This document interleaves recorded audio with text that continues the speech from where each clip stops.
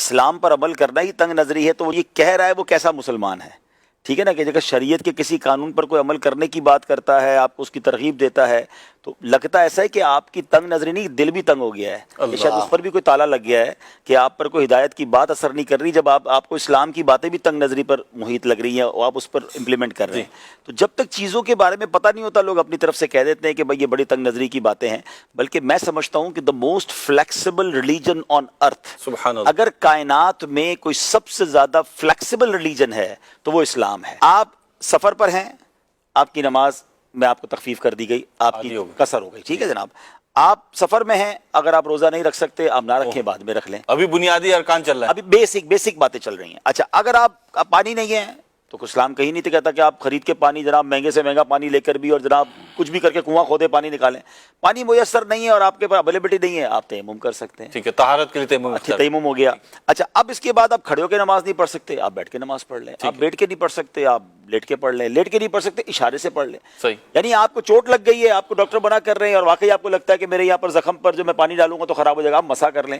آپ دیکھیں ہر چیز میں فلیکسیبلٹی ہے، آپ کو ہر عذر کا اسلام کوئی نہ کوئی ڈیسیشن دیتا ہے، کوئی راستہ دیتا ہے، آپ کے رعایت دیتا ہے۔ آپ کو جناب پیسے ہیں تو زکوٰۃ ہے، نہیں ہے تو زکوٰۃ نہیں ہے، آپ صاحب مال نہیں ہے، آپ حساب نہیں تو زکوٰۃ نہیں، کیٹیگری بنا دی۔ آپ دیکھیں کیسی کیٹیگری کر دی، حالانکہ پلر آف اسلام ہے جی، یعنی اگر سختی ہوتی تو اسلام کہتا پیسے ہیں کہ نہیں ہے زکوٰۃ دو، کہیں سے بھی کرو، کہیں سے بھی کرو، نہیں زکوٰۃ نہیں ہے۔ اچھا، پیسے نہیں ہے، استطاعت نہیں ہے، حج بھی نہیں ہے، یعنی 5 اسلام کی بیسک چیزیں، 5 پلرز آف اسلام۔ ایک تو آپ نے اسلام قبول کر لیا، وہ ہو گیا۔ اب نماز، روزہ، حج اور زکوٰۃ۔ نماز اور روزے کی فلیکسیبلٹی میں نے بتا دی، حج اور زکوٰۃ تو ہے ہی نہیں غریب کے اوپر،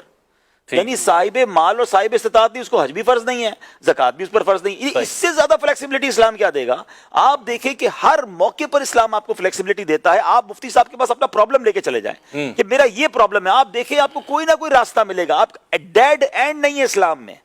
شریعت میں ڈیڈ اینڈ نہیں ہے۔ آپ کو اللہ کی رحمت سے اگر آپ واقعی کسی صحیح علم دین رکھنے والی شخصیت کے پاس پہنچ جائے، کسی صحیح مفتی کے پاس پہنچے، آپ کو کہتے ہیں ٹی جنکشن آ جاتا ہے، ہم روڈ پہ جائیں تو ٹی جنکشن آتا ہے، ڈیڈ اینڈ آ جاتا ہے۔ اسلام میں ڈیڈ اینڈ نہیں ہے، وہ آپ کو راستہ ملے گا، آپ کو طریقہ بتایا جائے گا۔ ہمارے ذہن تنگ ہیں تو اسلام کو تنگ نظر کہتے ہیں، ایکچولی ان کے ذہن تنگ ہو گئے، ان کو اسلام کی وسعت کا پتہ ہی نہیں ہے۔ میں تو یہ سمجھتا ہوں کہ اسلام سے دور رہ کر اسلام کے بارے میں بات نہ کریں۔ ہمیں بھی دیکھ کر کچھ لوگ کہتے ہیں یار اگر اسلام پر عمل کریں گے تو زندگی بڑی مشکل ہو جائے گی۔ آپ بلیو کریں، ہم جتنے 5 بیٹھے ہیں نا، جتنی ہم مزیدار لائف گزار رہے ہیں نا، آپ کی سوچ ہے